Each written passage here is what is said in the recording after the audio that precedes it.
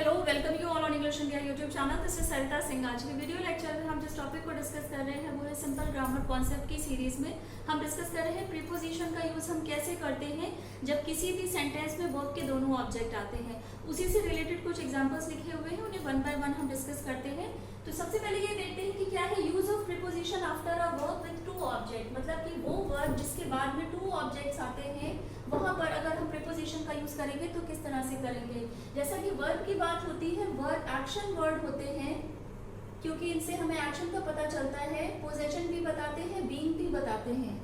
Verb हमेशा to type के होते हैं। जो वर्ब का ऑब्जेक्ट होता है वो टू टाइप का होता है। एक होता है डायरेक्ट ऑब्जेक्ट और एक होता है इनडायरेक्ट ऑब्जेक्ट।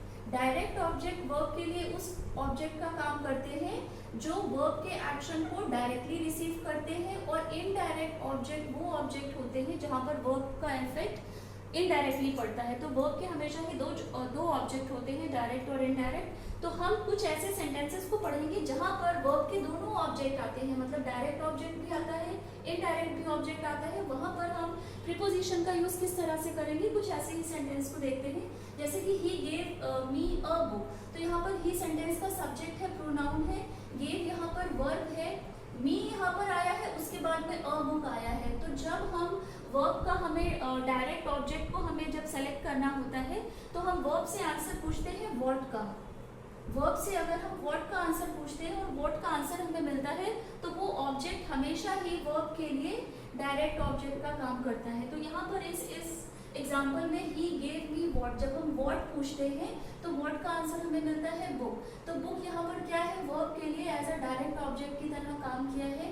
अब हम पूछते हैं कि बुक किसे दी है, टू होम। तो जब टू होम का हमको आंसर मिलता है तो मी आता है। तो मी यहाँ पर एज अ इनडायरेक्ट ऑब्जेक्ट की तरह आया है क्योंकि वर्ब के एक्शन को डायरेक्टली जो ऑब्जेक्ट रिसीव करता है वो डायरेक्ट ऑब्जेक्ट होगा। तो जब हम इस सेंटेंस में प्रीपोजिशन को ऐड करेंगे तब ये सेंटेंस इस तरह से फॉर्म होगा, ही gave a book to me। तो यहाँ पर टू जो है वो प्रीपोजिशन है। अगेन जब हम सेंटेंस को देखेंगे तो ही सेंटेंस का सब्जेक्ट है, गेव यहाँ पर वर्ब है, बुक यहाँ पर डायरेक्ट ऑब्जेक्ट है, गेव दिया, क्या दिया, बुक दी, किसे दी, टू whom, मी। तो जब हम टू whom का आंसर पूछ रहे हैं तो टू whom में हमें आंसर मिल रहा है मी। तो मी यहाँ पर इनडायरेक्ट ऑब्जेक्ट है। तो प्रीपोजिशन लगा के हम ये सेंटेंस फॉर्म करेंगे जब वर्ब के दोनों ऑब्जेक्ट दिए होंगे सेंटेंस में। सेंटेंस दोनों ही ग्रामेटिकली करेक्ट है। नेक्स्ट एग्जांपल है they brought her a dress. तो यहाँ पर दे सेंटेंस का सब्जेक्ट है, ब्रॉट वर्ब है, हर यहाँ पर एज अ ऑब्जेक्ट की तरह आया है, प्रोनाउन है, और अ ड्रेस भी यहाँ पर ऑब्जेक्ट की तरह आया है, ये नाउन है। तो जब आपको डायरेक्ट ऑब्जेक्ट पता करना है तो आप वर्ब से पूछिए व्हाट, मतलब वो उसके लिए क्या लेकर आए, उसके लिए ड्रेस लेकर आए।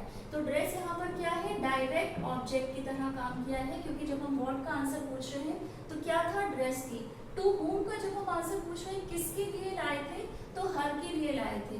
तो हर यहाँ पर एज अ इनडायरेक्ट ऑब्जेक्ट की तरह आया है क्योंकि इनडायरेक्टली उसने एक्शन को रिसीव किया है। अब जब इस सेंटेंस में हम प्रीपोजिशन को ऐड करके सेंटेंस को रीफॉर्म करेंगे तब ये सेंटेंस होगा they brought a dress for her.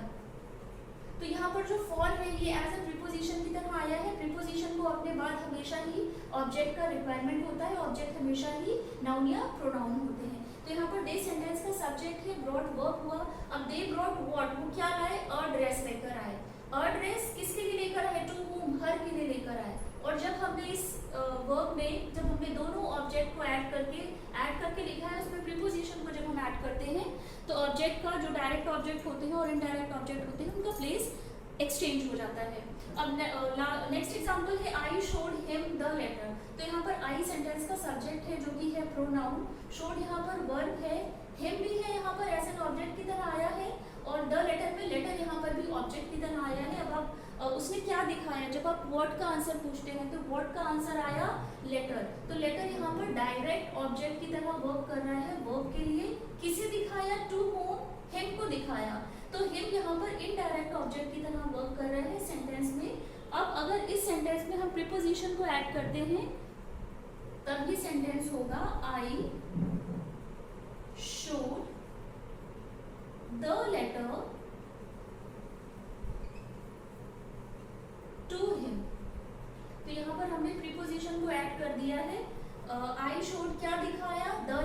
Letter को दिखाया, किसे दिखाया, टू whom। टू whom का जब हम आंसर पूछ रहे हैं तो हमें क्या मिला है, टू whom का जब हम आंसर पूछ रहे हैं तो क्या आया है, him। तो यहाँ पर भी सेंटेंस पूरा ग्रामेटिकली करेक्ट है, बस हमने प्रीपोजिशन को ऐड कर दिया है। द लेटर यहाँ पर वर्ब के लिए डायरेक्ट ऑब्जेक्ट की तरह आया है। लास्ट एग्जांपल है ही सेंट हिज सन मनी। तो यहाँ पर भी सेंटेंस का सब्जेक्ट है ही, सेंट यहाँ पर वर्ब है, हिज यहाँ पर एज अ ऑब्जेक्ट की तरह आया है, सन नाउन है और मनी भी नाउन है। तो यहाँ पर ही सेंट व्हाट, जब सेंट से वर्ब से हमने व्हाट पूछा तो व्हाट का आंसर हमको मिला है मनी। तो मनी यहाँ पर एज अ डायरेक्ट ऑब्जेक्ट की तरह आया है क्योंकि व्हाट का आंसर करने पे मनी आया है। और टू whom का अगर हम पूछ रहे हैं, टू whom हिज सन, तो सन जो है यहाँ पर इनडायरेक्ट ऑब्जेक्ट है। तो अब जब इस सेंटेंस में हम प्रीपोजिशन को ऐड करके सेंटेंस को फॉर्म करेंगे तब ये सेंटेंस होगा he sent money to his son. तो यहाँ पर जो टू है ये प्रीपोजिशन है, डायरेक्ट ऑब्जेक्ट यहाँ पर आ गया ही सेंट, उसने भेजा, क्या भेजा, डायरेक्ट ऑब्जेक्ट क्या है, मनी आ गया है, टू whom हिज सन। तो यहाँ पर प्रीपोजिशन लगा के हमने सेंटेंस को फॉर्म करा है। किसी भी सेंटेंस में जब वर्ब आती है, अगर वर्ब के दो ऑब्जेक्ट आ रहे हैं उसी सेंटेंस में, मतलब डायरेक्ट ऑब्जेक्ट भी आ रहा है, इनडायरेक्ट ऑब्जेक्ट भी आ रहा है, तो वहाँ पर प्रीपोजिशन को लगा के आप उस सेंटेंस को किस तरह से फॉर्म करेंगे, ये विद एग्जांपल हमने डिस्कस करा है। आई होप आपको आज का वीडियो लेक्चर पसंद आया होगा। टिल देन टेक केयर, मिलते हैं अपने नेक्स्ट वीडियो लेक्चर में। इससे पहले भी इस चैनल पर जो भी वीडियोज़ बन चुके हैं वो सभी चैनल की प्ले लिस्ट पर है, आप वो प्रीवियस के वीडियोज़ भी देखिए। Till then take care.